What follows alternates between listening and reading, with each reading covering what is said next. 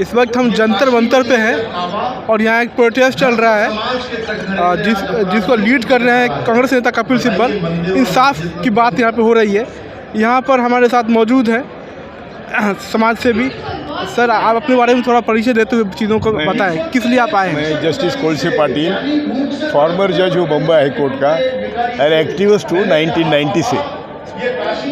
जो भी भारत के आज के संकट के खिलाफ, यानी भारत के संकट को बाहर निकालने के लिए काम कर रहे हैं, मैं आपके माध्यम से सभी भारतीयों को इशारा देना चाहता हूं कि ये साल यदि हम जाग कर रास्ते पर नहीं आए, संविधान के दायरे में हमें अहिंसात्मक मार्ग से हमें रास्ते पर आना अनिवार्य है, नहीं तो 2024 की डेमोक्रेसी ख़त्म हो जाएगी। आप सिविल सोसाइटी, सिविल मीडिया के लोग हैं, आपके मैं बहुत आभारी हूँ, क्योंकि आज मेल मीडिया मोदी जी के खिलाफ बोलने को तैयार नहीं है, मोदी शाह के खिलाफ बोलने को तैयार नहीं है। अभी मुझे मालूम हुआ कि अभी आपको भी जानते हैं कि इजराइल की एजेंसी उन्होंने हायर करी थी ईवीएम मैनेज करने के लिए। तो हमारा सब विपक्षी नेताओं को हमारा अपील है कि पहले ईवीएम के खिलाफ आंदोलन करो। हर विपक्षी नेता कभी ना कभी सत्ता पर था, यदि उनके फायले हैं तो उनको अपना नंबर 2, नंबर 3 नेता जनता के सामने देना पड़ेगा, जनता को जगाना पड़ेगा। और मैं तो जनता को अपील करता हूं कि छोड़ो नेताओं को, अभी आपको जो बीजेपी को हराएगा उसको वोट करना है, क्योंकि संविधान खतरे में है, देश खतरे में है, महंगाई चरम पंथ पर है, बेकारी चरम पंथ पर है। क्यों है? हमारे सार्वजनिक उद्योग बेचे गए हैं, हमारी सब सार्वजनिक संपत्ति बेची गई है, और इसका मतलब है कि हमारी एम्प्लॉयमेंट ख़त्म हो गई। आज जो मुट्ठी भर लोगों के हाथ में सब भारत की संपत्ति गई है, तो हमारी एम्प्लॉयमेंट ख़त्म हो गई, हमारा भविष्य ख़त्म हो गया है। हम तो अभी 80 क्रॉस कर बैठे हैं, लेकिन आप लोगों के और आपके बच्चों के भविष्य के लिए आपको ये काम करना पड़ेगा। सर, सरकार तो कहती है कि ये आज़ादी का अमृत काल है, यानी कि 2014 के बाद से देश में आज़ादी आई है, यही तो मैं स्वतंत्र हुआ है बाकी चीज़ों से। यही तो मैं नम्रतापूर्वक कहता हूँ, ये अमृत काल है क्या? ये जहर का काल है। आपको तय करना है, लोगों को तय करना है। ना घर में दाना है, ना घर में नौकरी है, ना बाजार में जाने के लिए पैसे है। इतनी बुरी हालत देश की कभी नहीं थी। आज देश में 80 करोड़ लोग को धान देने की बात हो रही है। धान क्यों देते हैं भाई? उनको तुम पंगु क्यों बना रहे हैं? उनको मनरेगा का काम दे दो।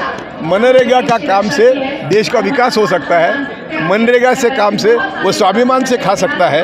और मनरेगा ने कानून है कि 100 दिन मनरेगा का काम देना चाहिए, 45 दिन भी देते नहीं। और बजट भी हर क्षेत्र का बजट, शिक्षा का बजट, स्वास्थ्य का बजट, मनरेगा का बजट, जहाँ जहाँ समाज के ऊपर पैसा खर्च करना है, 2014 से कम होते हुए आज वो 0 पॉइंट तक आ गया है। सर एक सवाल सर आप ये बात कहते हैं कि महंगाई है, इंसाफ की मांग के लिए, तो क्या लगता है कि आज इंसाफ नहीं मिल रहा है जनता को? बिल्कुल नहीं मिल रहा है, बिल्कुल नहीं मिल रहा है। नहीं, वैसा ही नहीं। मैं एक समझता हूँ कि इंसाफ की तो बात बहुत दूर रह गई। आज हम बोल नहीं सकते। हम यहाँ बोलेंगे तो हमारे ऊपर क्या नौबत आएंगी मुझे मालूम नहीं। हमारे ऊपर मैं फॉर्मर जज होने के बावजूद भी मेरे ऊपर पुलिस के कई खटले हैं, कई केसेस हैं। हाँ, मेरे ऊपर है। और अब दिल्ली हाई कोर्ट में है, चाणक्यपुरी में है, और कई जगह है। तो इससे डरने से काम नहीं चलेगा। हम डरे तो हम मरेंगे।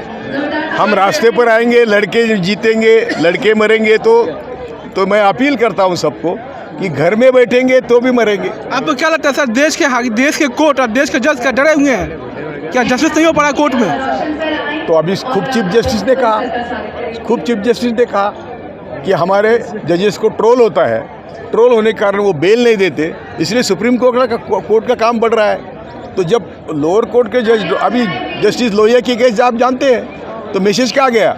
हमारी सुनो तो गवर्नर बनाएंगे, हमारी सुनो तो और कुछ आपको बनाएंगे, लेकिन हमारी नहीं सुनेंगे तो लोहिया हो जाएगा। एक झारखंड में भी ऐसे जज को मारा दिया जिनके खिलाफ बीजेपी के नेता की केस थी। तो मैसेज क्या है, हमारी सुनो नहीं तो मर जाओ। सर जो संविधान के रक्षक हैं वही सेफ नहीं है तो फिर जनता का क्या होगा? वही बात है। तो इसीलिए जनता को मैं अपील कर रहा हूँ कि आरएसएस जैसी जो संगठन है, जिन्होंने हमारे सभी प्रजातंत्र के जो की पोजीशंस है, संस्थाएं है, उस पर कब्जा कर बैठे। जुडिशरी हो, सीबीआई हो, आईबी हो, रॉ हो, जो भी संस्था है उसके ऊपर कब्जा कर बैठे हैं। और मुसोलिनी, हिटलर, ध्यान से सुनो, उनका फैसिज्म कुछ पीढ़ियाँ तक था, कुछ पीढ़ियाँ गई, लेकिन उन देशों ने प्रगति करी है। हमारा फैसिज्म हज़ारों साल से चल रहा है और हमें वर्ण व्यवस्था के तहत, जातीयता के तहत गुलाम बनाया जा रहा है और अभी तो वो चरमपंथ पर है। लेकिन आरएसएस और तो क्या सर आरएसएस के लिए काम करता है हमारा सिस्टम?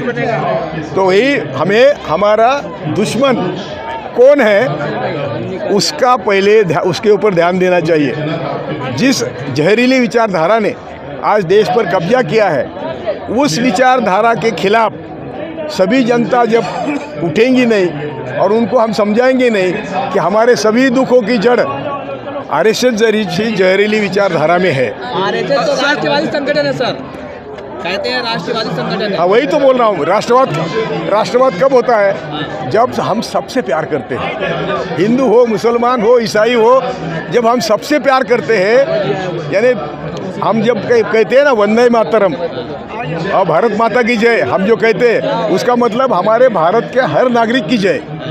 तो वो जब तक हर नागरिक की जय नहीं बोलते, ईसाई को दूर लोचते हैं, मुस्लिमों को दूर भगाते हैं, ये और करते, ये जब समाज तोड़ने का काम करते हैं, वो कभी नेशनलिस्ट होते नहीं, हो ही नहीं सकते। तो वो नेशनलिस्ट, वो 1962 में सर रोड पे आके वो पुलिस प्रशासन का काम कर रहे थे, फौजी जांच कर रहे थे आपके आरएसएस। तो इसीलिए आपको उनकी दूसरी बाजू भी समझ लेना चाहिए कि आरएसएस ने आज तक जो समाज में डिवीज़न करी है, जो हिंदू मुसलमान करे है। अभी परसों भागवत बोलते थे, परसों कब उन्होंने बोला कि ब्रिटिश आने के पहले हमारे 70% लोग शिक्षित थे।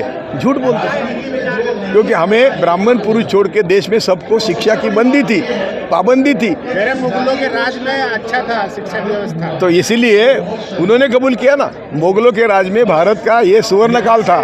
अभी जो बोलते हैं ना वो अमृत काल है, वो मुगलों के राज में देश का निर्यात 30% तक था, 25 से 30% तक था। देश का उत्पादन सबसे ज़्यादा था। सुनिए, हमारे जो बंदर में जहाज़ है, जहाज़ यूरोप और अमेरिका में जितने जहाज़ नहीं थे, वो मुगलों के राज में हमारे बंदर में थे। हमारा एक्सपोर्ट इसलिए ज़्यादा था। आज हमारा एक्सपोर्ट जीरो है, हमारा इंपोर्ट ज़्यादा है। ज़्यादातर मोदी जी ने देश का नाम रोशन किया, डंका बज रहा है। तो क्या डंका बजाए, वो तो हम देखो ना, मानव निर्देशांक में सबसे नीचे, प्रेस फ्रीडम में सबसे नीचे, खाने में सबसे नीचे, कुपोषण में सबसे नीचे।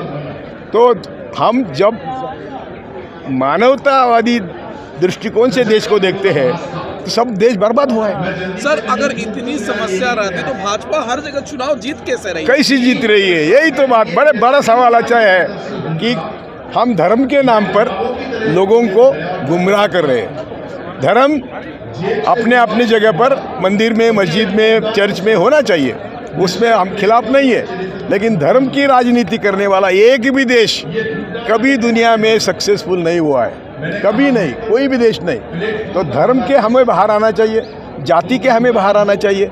हमें जात धर्म पंथ छोड़ के, प्रांत छोड़ के हमें मेरिट पर वोटिंग करना चाहिए, क्योंकि इसने क्या किया आज तक। और इसलिए मैं बोलता हूँ कि ये आखिरी मौका है हमारे भारतीयों को, प्रजातंत्र को जिंदा रखने का, संविधान को जिंदा रखने का। तो सर मोदी जी भी बोलते हैं कि आखिरी मौका है, मेरे बाद फिर कोई मिलने वाला नहीं है। हाँ, तो मोदी जी ने 2014 से जो किया उसके आपको इतिहास आपके लोगों के सामने रखना चाहिए। आते ही नोटबंदी करी और बोले, खुशी से बोलते थे, जापान में जाके ऐसा बोलते थे कि नोटबंदी करी, पैसे नहीं है, शादी के लिए पैसे नहीं है। तो जैसे कि हर शादी वाला फादर ब्लैक मनी वाला था और नोटबंदी से जितना देश का नुकसान हुआ वो सबके सामने है। जीएसटी से जितना नुकसान हुआ, एक बात सबसे अच्छी बात बोलता हूँ, इम्पोर्टेंट बात बोलता हूँ कि मुट्ठी भर लोगों के हाथ सब संपत्ति गई। आज 1% लोगों के साथ 1% लोगों के हाथ में 70% संपत्ति है, यानी 100 रुपये में 70% 1%, तो उनके ऊपर टैक्स बिठाएंगे हम टैक्स, तो भी हमारे सब प्रश्न खत्म होते हैं। हम सबको शिक्षा मुफ्त में दे सकते हैं, स्वास्थ्य मुफ्त में दे सकते हैं। 2% संपत्ति कर और 2% प्रॉपर्टी कर और 2 से 4% वारसा हक। अरे जापान में जब बाप मरता है तो बच्चे को 50% स्टेट सरकार को देनी पड़ती है। और अमेरिका सब जगह यदि हमारा अंबानी अदानी मरता है तो हमारे पास क्या आता है? कुछ नहीं आता है। तो हमें संपत्ति कर और स्टेट ड्यूटी यानी वारसा हक कर, ये दोनों बिठाएंगे तो हमारी सबकी गरीबी खत्म होगी। सर एक आखिरी सवाल, आप जज भी रह चुके हैं, आरएसएस इतना ही घातक है देश के लिए, तो बैन क्यों नहीं हो रहा उसका? बैन क्यों नहीं? बैन करी था, बैन। अरे सुनिए, ये आप सरदार पटेल पढ़िए, आप सुभाष चंद्र बोस पढ़िए, आप जो भी उस जमाने के देते थे, भगत सिंह पढ़िए, आप किसी को भी पढ़िए, वो आरएसएस के बारे में क्या बोलते हैं आप देखिए। वो बोलते हैं कि ये बहुत खतरनाक है देश के लिए, बहुत खतरनाक संगठन है।